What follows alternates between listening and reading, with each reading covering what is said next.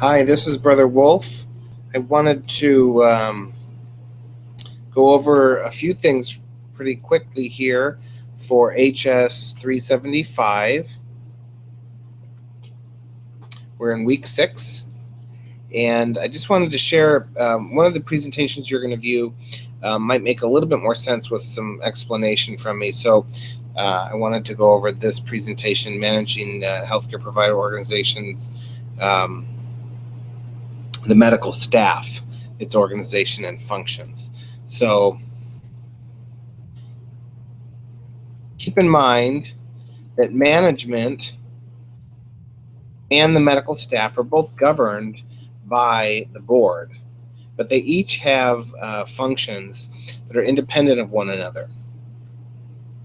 When it comes to the medical staff, the medical staff derives its fiduciary responsibility for quality of care from the governing board. So just keep that in mind. When we talk about the Joint Commission, sometimes where people are asked, how many clinical departments are required? You see at the very bottom level here, these different clinical departments. For example, general surgery, cardiology, radiology, etc. Some people want to know when it comes to Joint Commission standards or CMS conditions of participation, how many departments do you have to have in order to get credentialed? And really, it comes down to how many medical specialties you have represented in the hospital. So if your hospital doesn't have psychiatry, then that's not going to be one that's required. But if your hospital has surgeons and radiologists, then you're going to have departments for each of those medical specialties. So there's not a finite number that is applicable to every hospital. It's more based on, well, how many medical specialties are represented at your hospital. In other words, how many physician specialties have been given credentials at that particular hospital. Can vary from hospital to hospital, but for a given hospital, it is the number of clinical specialties. That's how many departments you have to have. The other thing I wanted to point out on this slide is that you see it's kind of the hierarchy here. The governing board, medical staff president is the medical director. You have a medical executive committee, and then you have these departments. When it comes to a physician wanting to apply for clinical privileges at a hospital, that usually starts, not usually, it does, it starts with the clinical department that he or she wants to join. So if I'm a radiologist and I want to get privileges at County Hospital X, I'm going to start by approaching the radiology department. That's where that begins. Then it goes to a medical executive committee, which really is the main recommending body, though the governing board has the ultimate authority.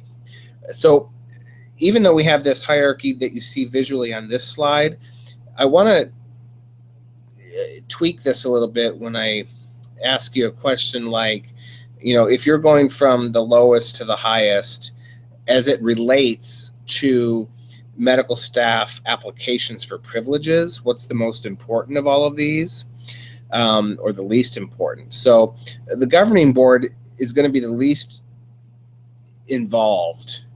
Now they grant the overall authority, but they grant it and they leave it to the medical staff and their recommendations, more or less. So really the most important entity or level or committee here is the medical executive committee. That's the most important.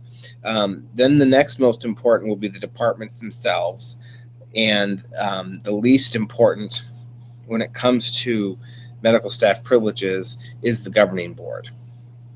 So keep that order in mind. Least important, governing board. Next importance, the department itself. And then the most important is the medical executive committee. Now, the medical executive committee will have various members, and then they'll have what's called ex officio members. So these are members who are part of the committee. They're not voting members. And each department head, So, for each of these departments on this particular slide, we'll have a department head like psychiatry and radiology, etc. And those department heads are at least ex officio members of the medical executive committee. So the chairman of those departments.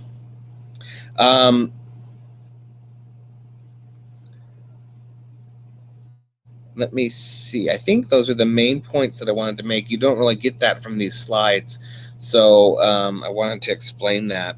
The rest of these slides you can read through. And this kind of is what I was saying earlier. The hospital's governing body is responsible ultimately for credentialing and privileging practitioners, though the governing board may have that responsibility and they make the final decision.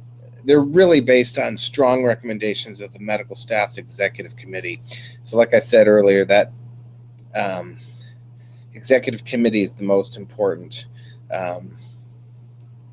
The governing board is probably, governing body, excuse me, is probably the least important. And then in the middle is the department.